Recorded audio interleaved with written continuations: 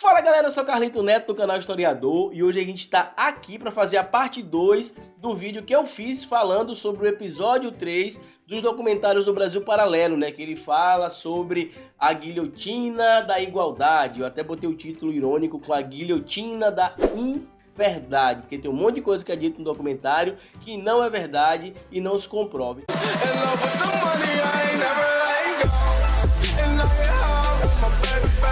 Bom galera, antes de começar o vídeo eu queria pedir que você já se inscrevesse no canal se você não é inscrito. Se você já foi inscrito, ativa o sininho. Se tá se inscrevendo agora, ativa também. Deixa seu like nesse vídeo porque isso é muito importante para que o YouTube recomende esse vídeo para outras pessoas. E me siga nas redes sociais que vão estar passando aqui embaixo, certo?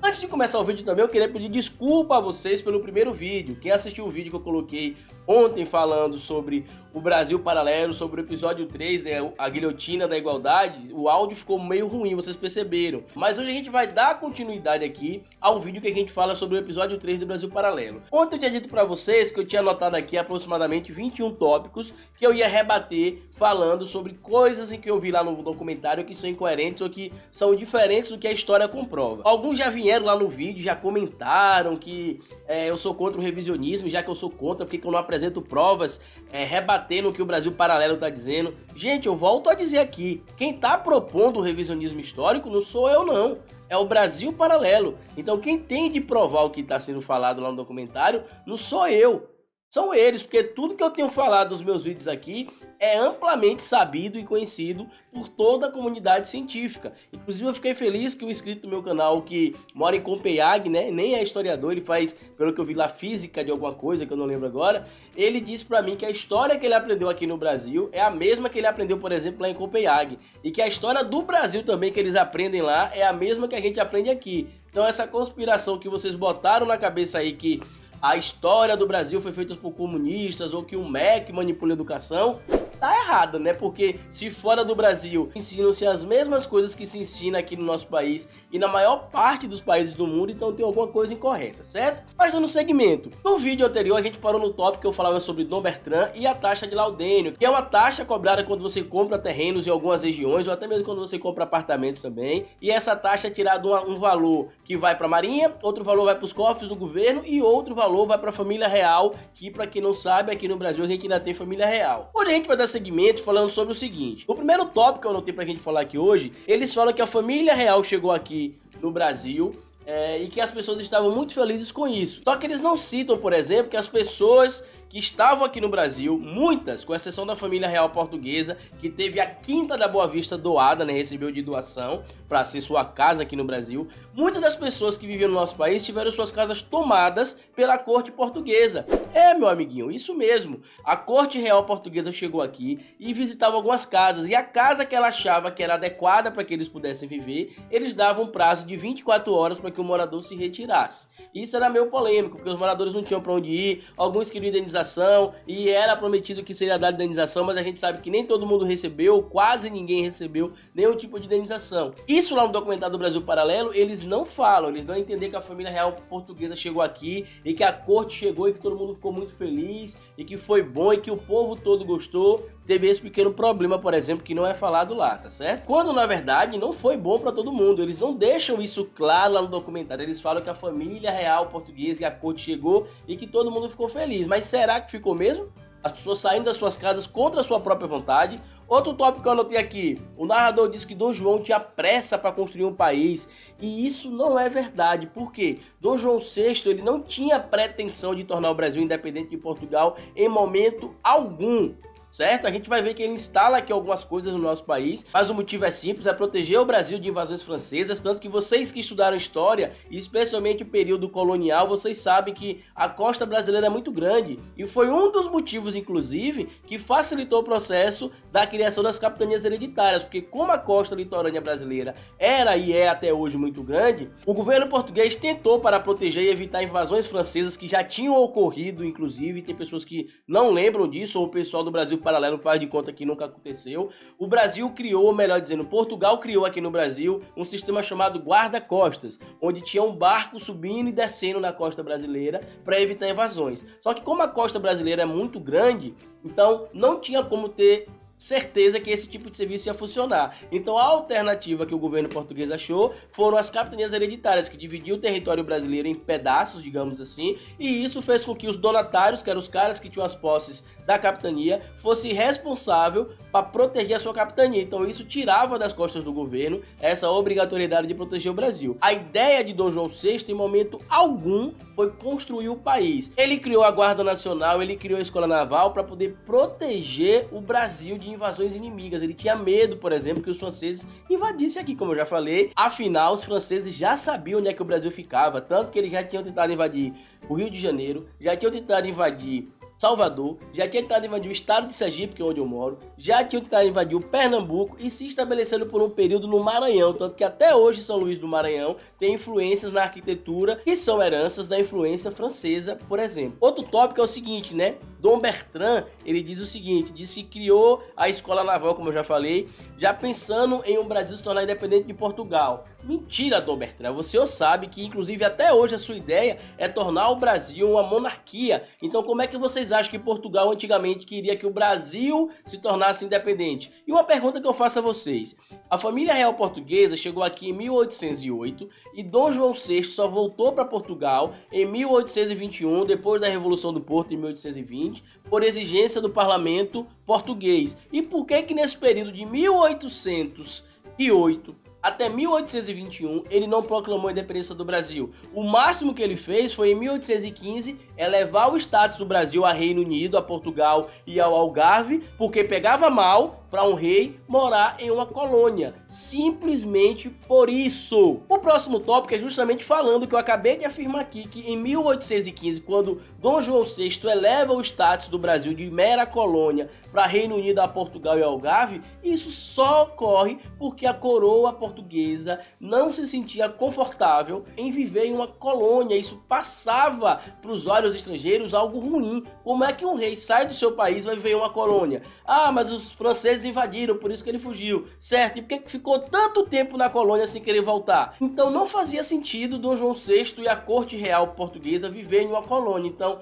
um paliativo, digamos assim, para essa decisão polêmica de a família real e a corte morar em uma colônia foi elevar o status da colônia a Reino Unido, a Portugal e Algarve. Se como Dom Bertrand e todos os outros lá que dizem que Dom João VI já tinha a ideia de tornar o Brasil independente era verdadeira, por que ele não fez entre 1808 e 1821? Ah, porque teve um período que ele não era rei ainda, ele era príncipe, certo? Mas depois que ele assumiu, quando Dona Maria Louca ficou incapacitada, ele poderia ter proclamado a independência do Brasil. E ele não fez isso porque em momento algum a intenção tanto de Dom João VI quanto da corte real era tornar o Brasil um país independente. Isso a gente já sabe que não é verdade. O outro tópico fala o seguinte: a vinda da família real portuguesa foi ótima para o Brasil. Foi no quesito de estruturação.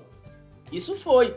Mas se vocês observarem, a estruturação que se deu aqui no Brasil é porque o príncipe Dom João VI ele já esperava que ia passar muito tempo aqui no Brasil. Então por isso que ele estimulou que fosse criada a Academia Naval, a Guarda Nacional, a Casa da Moeda, o Banco do Brasil, Universidade de Medicina e Direito, a Biblioteca Real. Depois mandou buscar franceses para poder fundar a Escola Imperial de Belas Artes do Brasil. Não é porque ele queria tornar o Brasil um país independente. Não é por isso que ele queria ter um conforto na colônia. Se ele quisesse tornar o Brasil independente, ele já tinha feito isso nesse período de mais de 10 anos que ele ficou em nosso país. E isso não aconteceu. Esqueça essa ideia de que Dom João VI tinha na cabeça o intuito de tornar o Brasil independente. Isso não é verdade. E se vocês encontrarem alguma prova que coloque isso em xeque e que tenha veracidade, é só colocar que a gente consegue mudar. Eu não sei porque o pessoal do Brasil Paralelo fica tão chateado dizendo que o pessoal da esquerda, os professores de história atuais, são contra o revisionismo histórico. Não, nós não somos contra o revisionismo histórico. Nós somos contra o revisionismo histórico de goela, como diz o Ciro Gomes, né? Sem comprovação, dito da boca para fora. Porque o que eu acho mais interessante é que toda a comunidade acadêmica concorda com o que eu digo. E somente os acadêmicos do Brasil Paralerdos criticam. E o pior, eles não apresentam provas. Então se tem alguém aqui que tem de apresentar prova para rebater algo, são vocês. Então se você está assistindo meu vídeo agora e apoia o Movimento Brasil Paralelo, entenda uma coisa: tudo que existe hoje dentro do conhecimento de história é baseado no que eu estou falando. Essas são as provas para o que eu tô falando. O pessoal do Brasil Paralelo que precisa apresentar provas rebatendo o que eu tô dizendo. Não é eu que tenho de rebater com provas assim, assado, porque tudo que eu tô falando pra vocês tem em qualquer livro de história da contemporaneidade, sobre a história da Idade Média, sobre a história da Idade Moderna. Vocês vão abrir qualquer livro de história, vocês vão encontrar isso que eu tô falando aqui. Qualquer livro de 6º, 7º, 8º ano, 9º ano, vocês vão encontrar isso que eu tô falando. Quem tem de comprovar que eu tô mentindo é o pessoal do Brasil Paralelo, já que eles que estão exigindo revisionismo histórico, e não eu, certo? Próximo tópico, o professor Rafael Nogueira diz que o rei Dom João VI abriu o comércio e o narrador ainda diz que isso acabou com o sistema colonial. Teoricamente acabou com o pacto colonial, mas na prática não. A única diferença que passou a existir é que além de negociar com Portugal, o Brasil agora poderia negociar também com a Inglaterra. E detalhe, em condições que não eram tão justas. Para você ter ideia, a partir de 1810, Dom João VI assinou alguns acordos com a Inglaterra que eram muito desvantajosos tanto para o Brasil quanto para Portugal. Por quê? Era mais barato e mais fácil importar produtos da Inglaterra, o imposto cobrado era menor do que os impostos cobrados pelos produtos que vinham de Portugal, ou seja, a coroa portuguesa instalada aqui no Brasil cobrava um imposto maior dos produtos que vinham de Portugal do que dos produtos que vinham da Inglaterra. Então, realmente foi tão vantajoso assim esse fim desse pacto, digamos assim. Outra coisa, como eu já disse, a única nação amiga que tinha acesso a esses portos era a Inglaterra. Depois a gente acabou sim abrindo para outros países, mas basicamente Inglaterra.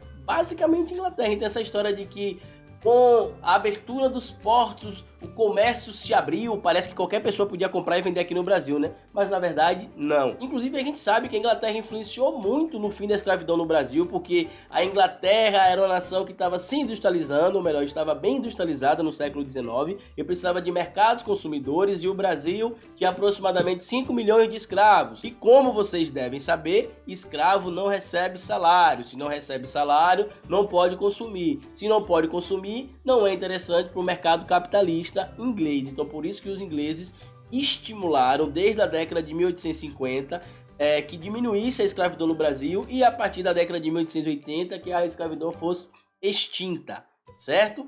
Próximo tópico, a Revolução do Porto foi radical e queria que o rei se submetesse à Constituição. Isso era óbvio. Montesquieu já dizia o quê? Somente o poder regula o poder. Inclusive a própria Inglaterra, desde o século XVII, já tinha um rei submisso à Constituição, desde a Carta Magna da Revolução Puritana. Então, a única coisa que o parlamento português queria é que, assim como em alguns países do mundo já acontecia, o rei de Portugal tivesse de respeitar regras também, porque se ele não respeitasse regras, ele seria nada mais, nada menos que um líder absolutista. E esse medo do parlamento português se comprovou porque aqui no Brasil, quando Dom Pedro I instituiu a primeira Constituição do nosso país, ele diz que se inspirou nos ideais iluministas e dividiu o poder executivo, legislativo e judiciário, porém criou o quarto poder, chamado de poder moderador, que na prática era um poder absolutista, ou seja, o imperador Dom Pedro I era quem decidia o que poderia e o que não poderia ser feito no Brasil. Além disso, a gente já sabe também que no começo do Brasil, o Brasil não tinha um código penal, nem um código civil,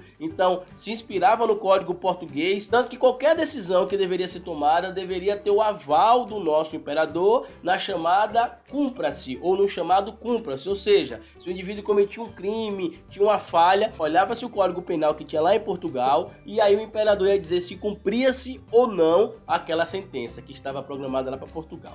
Beleza? Queria pedir para que vocês, se gostaram desse vídeo, deixassem seu like, compartilhassem, porque a ideia aqui não é combater um embate científico, a ideia aqui é combater ideologias políticas que querem atribuir tudo que existe no mundo hoje à ideologia comunista ou ideologia de esquerda. Certo? Então a gente tá aqui para debater ciência. Revisionismo histórico é bom, já aconteceu e vai acontecer ainda várias outras vezes, basta apresentar as provas, beleza? Se você gostou desse vídeo, não esqueça de compartilhar e de curtir. Queria mandar um beijo especial para minha sobrinha Maria Eduarda.